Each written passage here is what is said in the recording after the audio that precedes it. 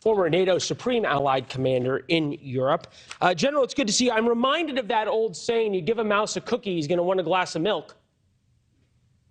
Well, certainly they have made these needs known before, so it's nothing new. But the policy decision that brought us to now putting tanks on the table, I think, has clearly encouraged all to say, so now is it F-16s or others?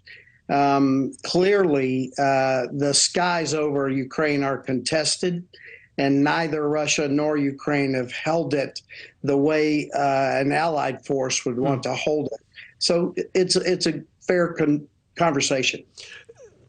Have we just sort of given up the charade of not giving the Ukrainians things that would, quote unquote, provoke Putin?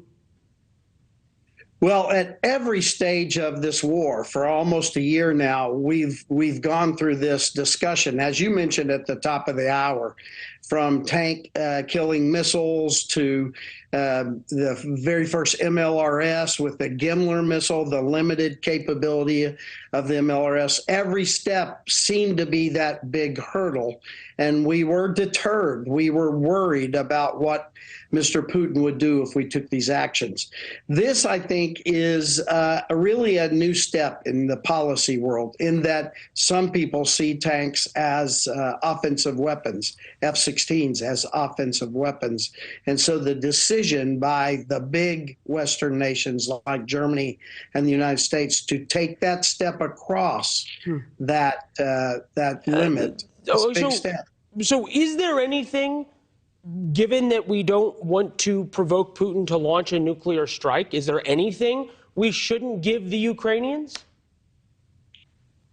Well, let's think about what's going on here, Leland. Russia has used its military force to cross an internationally recognized border and invade and occupy a neighbor. In those steps, they have brutalized the people of Ukraine. So I guess the question we should ask is, what is appropriate to allow Ukraine to reestablish sovereignty over its internationally recognized lands? And so I am a proponent for giving Ukraine those capabilities that would allow them to reestablish Ukrainian control of Ukrainian land and people. I'm with you. I was, you, I think, were Supreme Allied Commander at the time, and I was a young reporter in eastern Ukraine watching the brutality of the Russians there. There's nobody, you and I, who understand what the Russians are capable of and what they're doing and what they want to do. That said, they have the largest nuclear stockpile in the world. They get a say in how this goes. And while I understand what you said, I didn't hear an answer. Is there any weapon systems that we should draw a line at and say that is off the table? So we're asking sort of a theoretical question. And what I would say is we need to give them what they require to expel Russia from Ukraine. Ukraine, I do not believe, has any interest in any way, shape, or form of going offensive into Russian territory. They've been very disciplined in the use of our weapons so far, and I think we should allow them to continue to show that they can be trusted by giving them the capabilities that they need to retake their land. All right. Fair enough on that.